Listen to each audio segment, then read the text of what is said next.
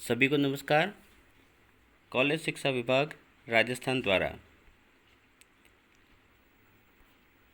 जैसा कि आप सभी विद्यार्थियों को विदित है कि विषय परक ज्ञानवर्धक सामग्री और आपकी अकादमिक समस्या समाधान एवं समय के रचनात्मक उपयोग हेतु सरकार द्वारा ज्ञान दूत 2.0 कार्यक्रम को लाया गया है, जिसके अंतर्गत ई कंटेंट निर्माण किया जाएगा आपके सिलेबस के अनुसार और ऑन लाइव कक्षाओं का आयोजन भी किया जाएगा। तो यह वीडियो इसी कड़ी में किया गया है।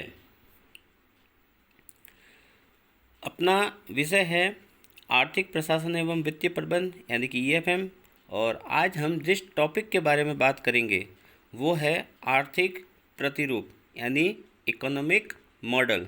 और मैं हूँ आपका अपना ज्ञान दूत डॉक्टर कन्हैया लाल। सबसे पहले अब अपन बात करते हैं कि आर्थिक प्रतिरूप या आर्थिक मॉडल होता क्या है। जैसा आप लोग जब 9th और 10th क्लास में पढ़ते थे तो आपको साइंस के अंदर कहा जाता था कि कोई मॉडल बना के आइए। तो मॉडल एक्चुअल में होता क्या है, तो उस समय आप क्या करते थे, जैसे मान लीजिए आपको कहा गया था कि किसी फैक्ट्री का मॉडल बनाइए, किसी गांव का मॉडल बनाइए या किसी खेत का मॉडल बनाइए, तो आप थर्मोकोल या किसी भी शीट पर उसकी प्रतिकृतियाँ बना देते थे ताकि वो एक बड़ी चीज़ को छोटी चीज़ के रूप में दर्शाया जाता था, उसकी जैसा ही होता था। तो मॉडल वही होता है। अब अपन बात कर रहे हैं आर्थिक प्रतिरूप यानी कि आर्थिक मॉडल की। तो आर्थिक मॉडल क्या होता है? अर्थशास्त्र में आर्थिक प्रतिरूप आर्थिक मॉडल का प्रयोग किसी भी आर्थिक घटना के वास्तविक स्थिति का गणितीय समीकरण के रूप में सरल प्रस्तुतिकरण करने हेतु किया जाता है। तो इसका तात्पर्य ये हुआ कि इकोनॉमिक्स में कोई भी जो इकोनॉमिक इवेंट है वो उसकी वास्तविक स्थिति को दर्शाने के लिए हम सिंपल सी गणितीय समीकरण के रूप में जब चीज़ों को दर्शाते हैं तो उसे हम आर्थिक मॉडल की सहायता लेते हैं। आर्थिक मॉडल का अर्थ होता है आर्थिक सिद्धांत को गणितीय रूप में प्रस्तुत करना। अर्थात हम कोई भी आर्थिक सिद्धांत है उसको गणितीय समीकरण के रूप में जब आपके सामने प्रस्तुत करते हैं तो वो एक तरह से आर्थिक मॉडल होता है। आर्थिक मॉडल एक सरल अक्सर गणितीय जटिल प्रक्रियाओं को चित्रित करने के लिए डिजाइन किया गया ढांचा है। तो हम ऐसा भी कह सकते हैं कि आर्थिक मॉडल जो हमारे अर्थशास्त्र के कॉम्प्लेक्स सिद्धांत होते हैं, जटिल सिद्धांत होते हैं, उनको आसान सी भाषा में समझ में आ सके उसके लिए, या गणित की जो जटिल गणनाएं होती है उनको एक आम आदमी साधारण भाषा में समझ सके, उसके लिए हम आर्थिक मॉडल का प्रयोग करते हैं। अर्थशास्त्र में एक मॉडल एक सैद्धांतिक निर्माण है जो चर के एक सेट और उनके बीच तार्किक और या मात्रात्मक संबंधों के एक सेट द्वारा आर्थिक प्रक्रियाओं का प्रतिनिधित्व करता है। इसके अनुसार ये है कि भाई आर्थिक मॉडल एक्चुअल में क्या होता है कि मान लीजिए कोई दो चीज़ें हैं, जैसे कि एक चीज़ है फसल का उत्पादन, तो ये एक चर हुआ, और अब इसको प्रभावित करने वाले बहुत सारे घटक हो सकते हैं। वर्षा है, उसकी जलवायु है, वहाँ की ज़मीन है, उसको खाद कैसे दिए जा रहे हैं, उसके बीज कैसे लगाए जा रहे हैं। तो इन दोनों के बीच में आप जब उसको एक गणितीय समीकरण के रूप में शो करते हो, जैसे फलन के रूप में, तो वो जो एक समीकरण हमारे सामने बनकर आती है उसी को आप और हम लोग अर्थशास्त्र में आर्थिक मॉडल कहते हैं।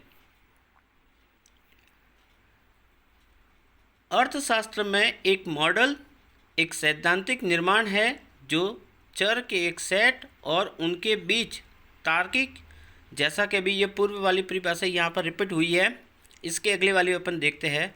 एक मॉडल में विभिन्न बहिजात चर हो सकते हैं। बहिजात मतलब अभी जैसे मैंने आपको उदाहरण दिया कि उत्पादन को प्रभावित करने वाले बाहर के घटक कौन से हैं, तो उसकी खाद है, बीज है, वर्षा के स्तर कैसा है या वहाँ के पानी का स्तर कैसा है, जलवायु कैसी है, तो वो बहिजात चर यानी कि एक्सटर्नल फैक्टर, और वे आर्थिक चर द्वारा विभिन्न प्रतिक्रिया को बनाने के लिए बदल सकते हैं। मॉडल के पद्धतिगत उपयोगों में दुनिया के लिए जांच, सिद्धांत एवं उपयुक्त सिद्धांत शामिल है। तो ये परिभाषा भी वही बता रही है जो अभी अपन ने उदाहरण डिस्कस किया था, अर्थात कोई एक तत्व है और उसको प्रभावित करने वाले जो अन्य तत्व है उनके बीच में जो अपन संबंध को दर्शाने के लिए एक संरचना के रूप में, एक समीकरण के रूप में, एक मॉडल के रूप में जो प्रस्तुतिकरण किया जाता है उसे ही हम आर्थिक मॉडल कहते हैं। अब मैं आपको इन परिभाषाओं के बाद में एक साधारण रूप में, एक सिंपल से वे में इतना समझा सकता हूँ कि भाई आर्थिक मॉडल है क्या। जैसे हमसे पूछ लिया तो हम ये कह सकते हैं कि कोई भी सिद्धांत है उसको आसान और सरल भाषा में समझाने के लिए हम जब समीकरण के रूप में उसको लिखते हैं, एक गणितीय पद्धति के रूप में लिखते हैं, तो वही समीकरण या वही गणितीय पद्धति हमारे लिए आर्थिक मॉडल बन जाती है। जिस प्रकार विज्ञान में हम छोटी छोटी प्रतिकृतियाँ बनाकर एक मॉडल का नाम देते हैं, ठीक उसी तरह अर्थशास्त्र में चूँकि सिद्धांत होते हैं, आर्थिक सिद्धांत होते हैं, उन सिद्धांतों को हम देख नहीं सकते, लेकिन उनकी गणितीय जो गणनाएँ होती है उनको अपन समीकरण के रूप में प्रस्तुत करके एक मॉडल का निर्माण करते हैं। अब मॉडल की कुछ प्रमुख विषय परिभाषाएं भी दी गई है, तो उनको अपन थोड़ा सा रीड कर लेते हैं। प्रोफेसर हिक्स के अनुसार सैद्धांतिक मॉडल कुछ उपकल्पनाओं का एक समूह है जिसका संबंध विभिन्न प्रकार की शक्तियों और कर्मों के बीच, जिसमें एक दूसरे के ऊपर क्रिया प्रतिक्रिया करते हैं, एक अनियत अंतर संबंध स्थापित करना है। क्योंकि हिंदी मीडियम में इस टॉपिक को समझना थोड़ा मुश्किल आपको लग सकता है, बाकी ऐसा नहीं है। ये केवल शब्दों का फेर है जो आपको थोड़ा लगता है कि ये चीज़ क्रिटिकल है, इसीलिए मोस्ट ऑफ बच्चे आर्थिक मॉडल वाला चैप्टर छोड़ देते हैं, जबकि ऐसा नहीं है। देखिए, प्रोफेसर हिक्स ने बड़ी सिंपल सी बात कही है कि भाई आर्थिक मॉडल है क्या। तो ये एक्चुअल में क्या होता है कि जैसे कोई दो चीज़ें, जैसा मैंने अभी एक उदाहरण का, आप माइंड में एक उदाहरण रखिए, आपको बहुत जल्दी समझ में आएगा। उत्पादन और उत्पादन को प्रभावित करने वाले घटक। तो अब क्या होगा, उत्पादन को प्रभावित करने वाले घटक खाद, बीज, पानी, ये उत्पादन को प्रभावित करते हैं और कहीं न कहीं उत्पादन भी उनको प्रभावित करता है। कम ज़्यादा मात्रा में हो सकता है, लेकिन प्रभाव उसका ज़रूर पड़ता है। तो ये जो इसके बीच में, मतलब एक घटक दूसरे घटक को प्रभावित कर रहा है, यानी कि एक दूसरे के ऊपर जो क्रिया प्रतिक्रिया करते हैं, उसी अनियत अंतर संबंध को अपन क्या बोलेंगे, आर्थिक मॉडल। प्रोफेसर कोटनोसिनिस के अनुसार एक मॉडल वास्तविक स्थिति का एक सरल प्रस्तुतिकरण होता है। बहुत ही सरल परिभाषा दी है इन्होंने। जिस वास्तविक स्थिति को यह दर्शाता है, इसमें उसके मुख्य लक्षण शामिल होते हैं। यह मॉडल वास्तविकता से थोड़ा दूर प्राप्त होता है, जो कुछ अर्थपूर्ण एवं परस्पर संगत मान्यताओं के आधार पर प्राप्त की जाती है, जिसका उद्देश्य अध्ययनरत मॉडल की विषय वस्तु अथवा व्यवहार प्रारूप को सरल बनाना होता है। तो इन्होंने बहुत ही सरल भाषा में इसको परिभाषित किया है कि भाई आर्थिक मॉडल एक्चुअल में है क्या। तो ये जो रियल स्थिति होती है उसको एक सिंपल वे में प्रेजेंटेशन करने का क्या है तरीका। अब आप जब किसी चीज़ को एक सरल रूप में लाना चाहते हो, लेकिन हमें उसकी मूल बातें तो उसके अंदर ही रखनी पड़ेगी। जैसे मान लीजिए आप एक घर का मॉडल बना रहे हो, तो दीवारें है, छत है, खिड़कियां है, दरवाजे हैं, जो एक घर में होती है वो उसमें मॉडल में भी होनी चाहिए। तो यही बात इस परिभाषा में भी कही है कि भाई जब आप किसी चीज़ को सरल रूप में प्रस्तुतिकरण करते हो तो उसकी जो मूल लक्षण है वो मूल लक्षण भी उस मॉडल में होने चाहिए। इस प्रकार अपन यदि एक निष्कर्ष के रूप में या कंक्लूजन के रूप में कहे तो हम कह सकते हैं कि आर्थिक मॉडल अर्थव्यवस्था में किसी आर्थिक घटना के आर्थिक चर के संबंध में एक गणित के समीकरणों का समूह होता है, जो विभिन्न आर्थिक चुनाव के मध्य विद्यमान परस्पर संबंधों को दर्शाता है। तो ये निष्कर्ष रूप में हम ऐसा कह सकते हैं कि भाई इकोनॉमिक मॉडल है क्या। तो एक सिंपल सी बात कि अर्थव्यवस्था में जो भी आर्थिक चर है, वेरिएबल है, इकोनॉमिक वेरिएबल है, उनको एक सिंपल सी गणित के रूप में, गणित के समीकरणों के रूप में जो दर्शाया जाता है, और वो है उसकी मूल प्रकृति को ऐसा कैसा दर्शाते हैं, उसे ही हम आर्थिक मॉडल कहते हैं। अब इसके आधार पर अपन आर्थिक मॉडल की कुछ विशेषताएं भी देख सकते हैं। तो अब आर्थिक मॉडल की विशेषताएं क्या क्या है, तो देखिए, सबसे पहली, यह आर्थिक सिद्धांत के तर्कपूर्ण विवरण अथवा गणितीय विवरण होते हैं। इसका मतलब ये है कि जो आपके इकोनॉमिक मॉडल होंगे वो इकोनॉमिक जो प्रिंसिपल है उसकी लॉजिकली स्टेटमेंट को या मैथमेटिक स्टेटमेंट को दर्शाते हैं। या आप सिंपल से ऐसा कह सकते हैं कि कोई सिद्धांत है तो उसको गणित के सिंपल से समीकरण के रूप में बता रहा है। फिर दूसरी विशेषता देखें तो आर्थिक मॉडल विभिन्न आर्थिक चर के मध्य परस्पर संबंध को स्पष्ट कराते हैं। जैसा कि आप मांग वाला अब सिद्धांत लिख लीजिए, मांग और मांग को प्रभावित करने वाले घटक। तो यहाँ पर आप दोनों चीज़ें एक साथ को रिलेट करके देख सकते हैं। एक तरफ हमारी मांग है और दूसरी तरफ मांग को प्रभावित करने वाले घटक है, वस्तु की कीमत है, स्थानापन्न वस्तु की कीमत है, उपभोक्ता की आय है, सरकार की नीतियां है। तो ये जो इनके बीच में संबंध बता रहा है, और अपन जो एक समीकरण लिखते हैं जिसको आप और हम इकोनॉमिक्स में मांग फलन बोलते हैं, डिमांड फंक्शन बोलते हैं। तो ये जो डिमांड फंक्शन का फॉर्मूला आपने देखा होगा, डी बराबर फलन ऑफ, ब्रैकेट में अपन पी भी लिखते, मतलब price of commodity, substitute commodity की प्राइस, इनकम ऑफ कंज्यूमर, या फिर सीजन है, फेस्टिवल है, या फिर हैबिट है, पॉपुलेशन है, गवर्नमेंट पॉलिसी है। तो एक समीकरण के रूप में आपने जो चीज़ वो देखी है वो किसका उदाहरण है, हमारे आर्थिक मॉडल का। आर्थिक मॉडल अधिक महत्वपूर्ण एवं कम महत्वपूर्ण चरों के मध्य पहचान कराते हैं। जैसा आपने देखा होगा, मांग को प्रभावित करने वाले घटक तो खूब सारे हैं, लेकिन सबसे ज़्यादा प्रभाव उस वस्तु की कीमत का पड़ता है और शेष अन्य घटक को अपन अलग कैटेगरी में रख लेते हैं। तो इस प्रकार आर्थिक मॉडल की सहायता से हमें क्या होता है कि कौन सा घटक ज़्यादा महत्वपूर्ण है और कौन सा घटक कम महत्वपूर्ण है, उसकी समझ भी ये आर्थिक मॉडल हमें कराते हैं। फिर है यह वास्तविक स्थिति को सरल रूप में प्रस्तुत करते हैं। मतलब कोई भी जो जटिल चीज़ है उसको एक साधारण से रूप में, एक सरल आम आदमी जिसको समझ सके उस रूप में प्रस्तुत करने का प्रयास करते हैं। अब अपन देखते हैं कि भाई जो इकोनॉमिक मॉडल है उसके ऑब्जेक्ट क्या हो सकते हैं, हम आर्थिक मॉडल क्यों बनाते हैं, उसके उद्देश्य क्या है। तो देखिए, एक आर्थिक मॉडल वास्तविकता का एक सरलीकृत संस्करण है जो हमें आर्थिक व्यवहार के बारे में देखने, समझने और भविष्यवाणी करने की अनुमति देता है। तो इसका मतलब ये हुआ कि इकोनॉमिक मॉडल है वो कोई भी जो जटिल सिद्धांत है उसका एक सरल रूप है, ताकि हम उसके आर्थिक व्यवहार को देख सके, समझ सके और उसके आधार पर भविष्यवाणी भी कर सके। एक मॉडल का उद्देश्य एक जटिल वास्तविक दुनिया की स्थिति को लेना है और इसे अनिवार्य रूप से कम करना है। इसका मतलब ये हुआ कि एक मॉडल का उद्देश्य होता है जटिल स्थिति को सरल और समझने लायक भाषा में बदलना, ताकि धरातल स्तर पर उसको ज़्यादा से ज़्यादा हम आसानी से समझ सकें। एक अच्छी तरह से डिजाइन किया गया है तो एक मॉडल विश्लेषक को स्थिति और किसी भी संबंधित समस्या को बेहतर समझ दे सकता है। जैसा आप मांग फलन का उदाहरण दिमाग में फिर से रिकॉल कीजिए।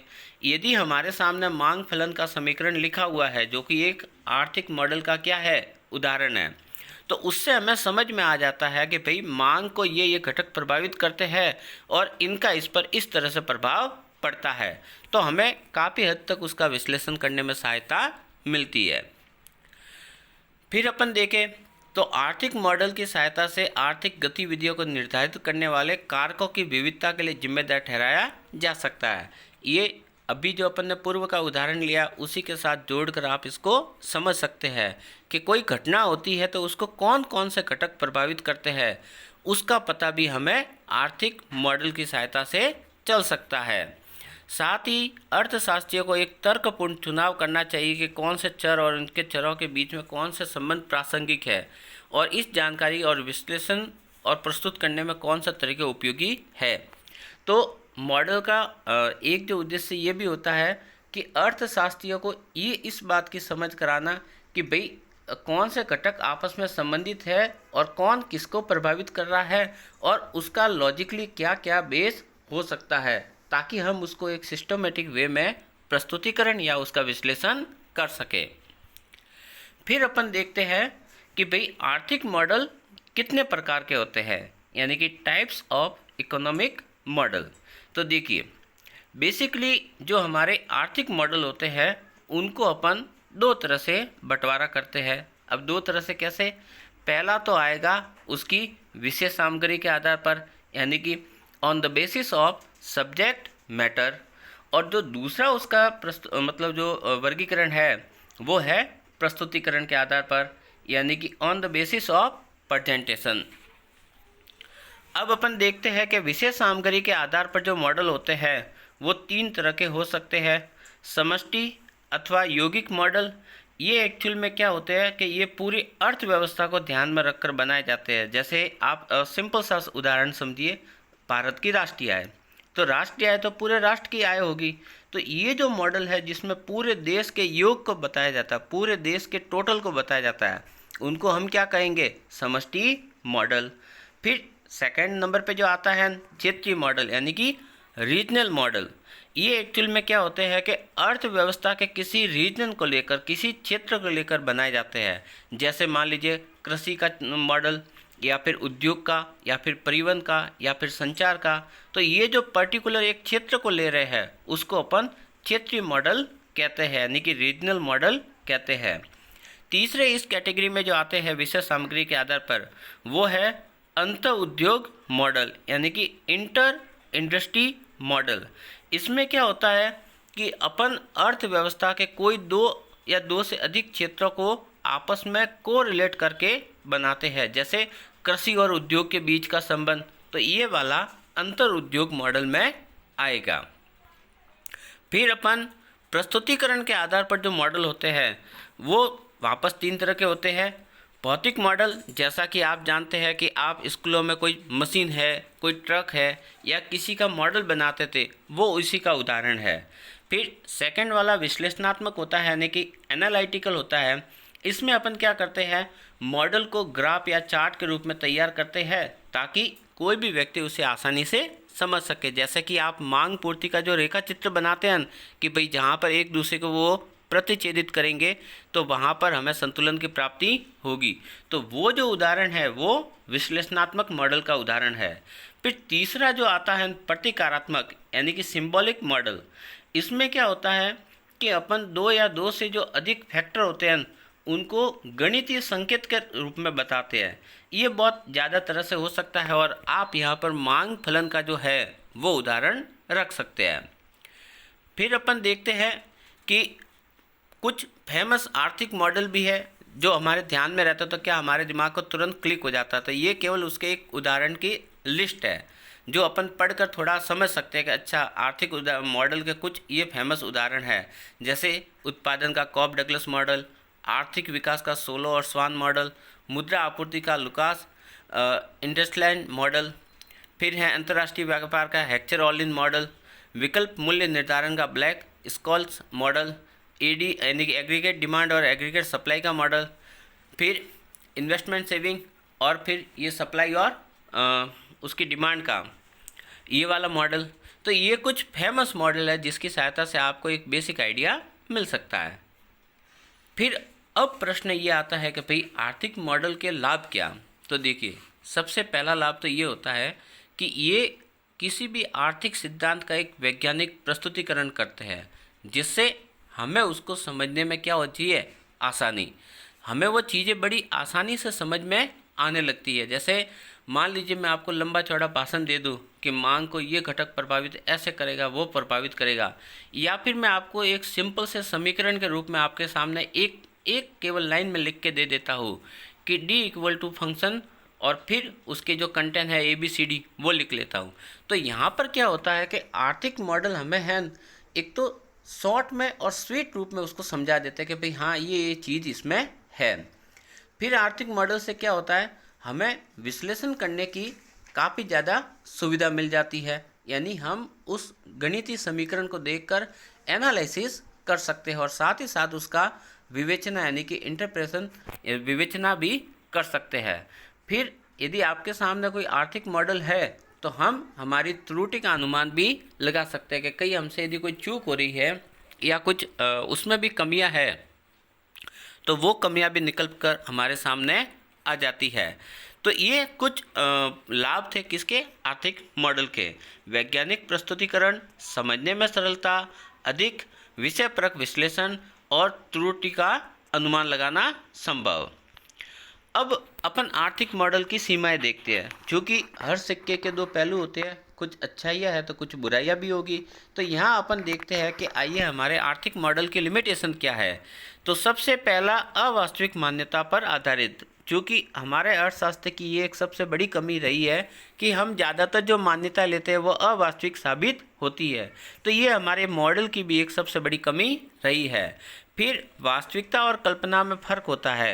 हालांकि हम चीज़ों को सरल रूप में प्रस्तुत करने के लिए कल्पनाएं कर लेते हैं, लेकिन रियल लाइफ में कल्पना और वास्तविकता के बीच में बहुत ज़्यादा फर्क होता है, जिसे हमें समझने की काफ़ी ज़रूरत है। फिर समय के साथ साथ जो परिवर्तन होता है, हमें हमारे जो मॉडल है उसमें भी संशोधन करने की आवश्यकता रहती है। ये इसलिए होता है क्योंकि देखिए सबसे बड़ा अंतर जो आता है वो ये है कि साइंस है वो निर्जीव चीज़ों को पढ़ती है, जड़ चीज़ों को पढ़ती है जो कभी बदलेगी नहीं खुद। लेकिन इकोनॉमिक्स के साथ चैलेंज सबसे बड़ा ये है कि हम इंसान को पढ़ते हैं और इंसान का बिहेवियर देश काल और परिस्थिति के अनुसार बदलता रहता है और समय के साथ भी बदलता है। तो ऐसी स्थिति में हमारे सामने ये होता है कि आज इंसान का जो व्यवहार है वो जरूरी नहीं है कल भी रहेगा। तो इस प्रकार हमें समय के साथ साथ इसमें संशोधन करने की आवश्यकता भी महसूस होती है।